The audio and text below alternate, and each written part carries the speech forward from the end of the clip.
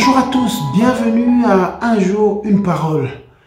Aujourd'hui, on aimerait démarrer un sujet, c'est triompher face à la tentation. Triompher face à la tentation. La tentation, c'est pas Dieu. La Bible dit que Dieu ne tente personne. Mais c'est l'ennemi de nos âmes, le diable qui nous tente, qui tente. Et le but de l'ennemi, quand il tente, c'est de séparer les hommes de Dieu. Ça a toujours été son but. Il l'a fait avec Adam et Ève. Et c'est le but qu'il cherche toujours à séparer. Et comment il le fait? Il vient avec des ruses. Il vient avec des ruses et il vient tenter. La Bible dit ceci: nous n'ignorons pas ses desseins. C'est l'apôtre Paul qui écrivait, il dirait, nous n'ignorons pas ses desseins. Il est important de savoir.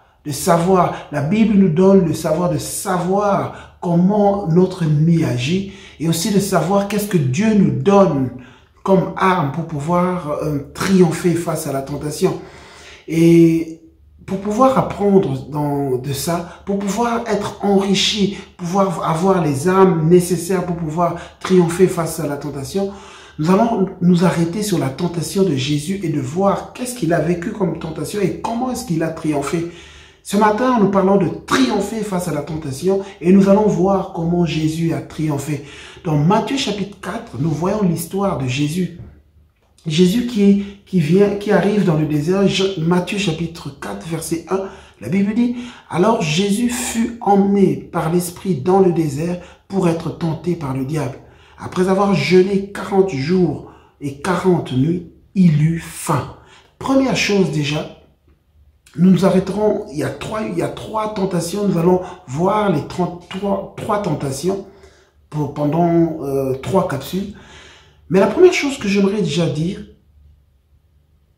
avant de tirer les leçons de cette première tentation, le diable est venu avec la première tentation, déjà, trouver Jésus, la Bible dit, il avait faim. C'est alors qu'il y avait un besoin, le diable est venu. Et ce matin, en cette journée, la première tentation dont on va parler, c'est la tentation où l'ennemi vient amener le doute face à une situation. Il vient emmener le doute face à une situation. C'est la tentation du doute. Jésus, la Bible dit qu'il a faim. Donc, ce qui veut dire qu'il est dans le besoin, qu'il a un besoin. Et l'ennemi vient vers lui, il lui dit, mais si tu étais fils de Dieu, tu devrais être capable de régler ses besoins, tu devrais être capable de régler ses problèmes. Et j'aimerais parler aujourd'hui à chacun. Il y a des hommes et des femmes, des serviteurs de Dieu. Peut-être que tu te retrouves dans des situations où tu es dans les besoins. Et aujourd'hui, j'aimerais te dire que ton identité ne dépend pas de ce que tu as ou tu n'as pas. Ton identité ne dépend pas des circonstances dans lesquelles tu te trouves. Ton identité dépend de ce que Dieu a dit te concernant. Ton identité ne dépend pas de ce que tu as. Et ici, Jésus, fils de Dieu, se retrouve dans le désert et il a faim. Le diable vient lui dire, écoute, mais si tu as faim, si tu es fils de Dieu, pourquoi ne transformes-tu pas ces pierres qui sont là en pain pour que ton besoin soit rase, pour que ton besoin finisse. Et ici, Jésus ne s'arrête pas sur son besoin parce qu'il sait qui il est. Et ce matin, j'aimerais vraiment, en cette journée, j'aimerais nous dire pour pouvoir triompher de cette première tentation du doute, il nous faut d'abord restaurer notre conscience de l'identité que nous sommes en lui. D'une l'identité. Et si tu sais que la Bible dit de toi, la Bible dit qu'à tous ceux qui ont cru en lui, la parole leur a donné le pouvoir de devenir enfants de Dieu. Et j'aimerais te dire, mon frère, ma sœur, tu as une identité et ton identité, parce que tu as accepté Jésus, tu es fils et fille de Dieu. Et peu importe le manque qu'il peut avoir, c'est pas ça qui va déterminer ton identité. Ce qui détermine ton identité, c'est ce que Dieu a dit. Et c'est ce que Jésus va lui répondre au diable, va lui dire, l'homme ne se nourrira pas de pain seulement. Ça veut dire qu'il va se nourrir de ça, ça fait partie de la... Mais pas de pain seulement, mais d'abord de tout ce qui sort de la bouche de Dieu. Et Jésus, quand il dit ça, il savait que quelque chose était sorti de la bouche de Dieu. Quand nous regardons dans le chapitre 3, juste avant le chapitre 4, La Bible raconte l'histoire où Jésus va se faire baptiser. Et alors qu'il entre dans l'eau, juste quand il va entrer dans l'eau, la Bible dit que les cieux vont s'ouvrir. Et il vit l'Esprit de Dieu descendre comme une colombe et venir sur lui. Et voici une voix fit entendre des cieux ces paroles. Une voix fit entendre des cieux ces paroles. Celui-ci est mon fils bien-aimé en qui j'ai mis toute mon affection. Il y a une parole qui sort du ciel pour toi qui te dit tu es un fils. Tu es une fils bien-aimée en qui Dieu a mis toute son affection. Ne laisse pas les circonstances déterminer ce que tu es. Ne laisse pas les manques et les besoins déterminer qui tu es. Ce n'est pas parce qu'il te manque telle ou telle autre chose que ça ne fait pas moins de toi, ça ne fait pas de toi que tu es moins fils de Dieu. Ce n'est pas parce que il te manque ceci ou cela, il te manque la santé, il te manque ceci, que tu n'es pas fils de Dieu. Ta filiation dépend de ce que Dieu dit. Dépend de ce que Dieu dit. Et ce matin, alors que l'ennemi vient tenter, il y a des hommes et des femmes, des braves personnes qui traversent des situations, des questionnements, et l'ennemi vient, pendant qu'il y a un besoin, il vient pour te faire douter de ta filiation, il vient pour te faire douter de qui tu es devant Dieu.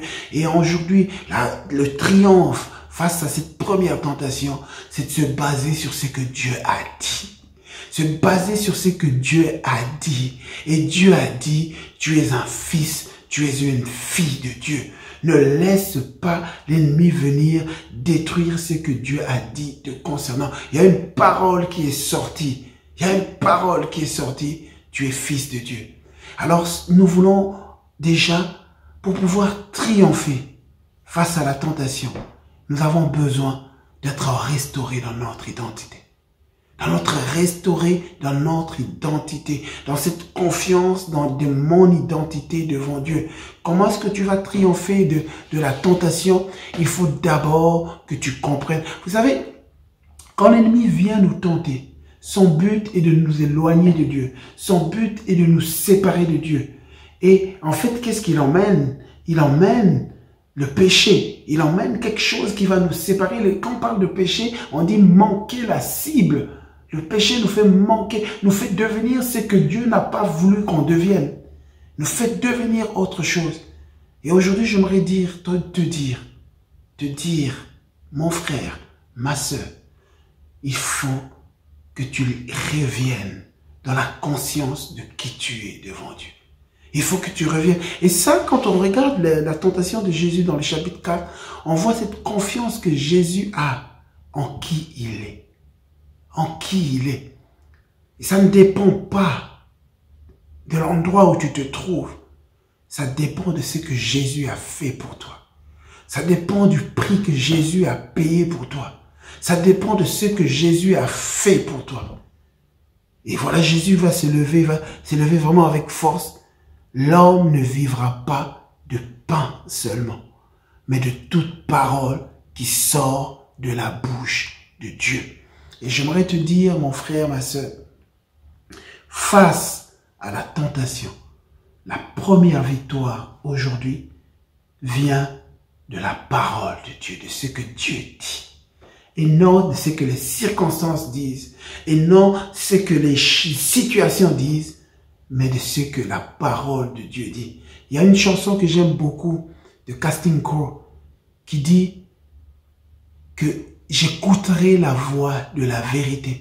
Cette chanson dit, et cette chanson raconte The Voice of Truth, la voix de la vérité. Cette chanson dit que, parle un peu de David qui arrive face à Goliath. Il entend la voix de Goliath qui lui dit, tu n'arriveras pas, jeune homme, tu vas être tué. Il entend des voix de l'armée et de l'ennemi qui dit que ça ne marchera pas. Et puis lui dit non. Mais moi, j'ai choisi d'écouter la voix de la vérité. La première tentation, il y a un choix à faire. Quelle voix veux-tu écouter?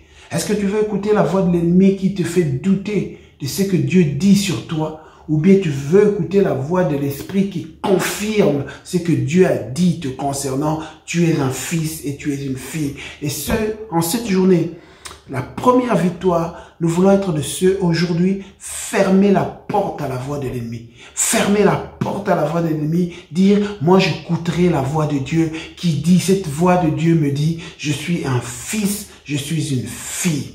Que le Seigneur vous bénisse. Donc la première victoire, nous voulons triompher, nous voulons nous accrocher dans la parole de Dieu. Et ce matin, en cette journée, Dieu veut te donner la victoire face aux doutes, face aux attaques de l'ennemi qui vient semer les doutes, parce que tu es dans un besoin, qui vient semer les doutes parce que tu es dans le manque, qui vient semer les doutes. Je veux te dire aujourd'hui, tu es un fils, tu es une fille de Dieu. Ne laisse pas l'ennemi venir semer ces doutes. Que le Seigneur te bénisse dans le nom de Jésus. Amen.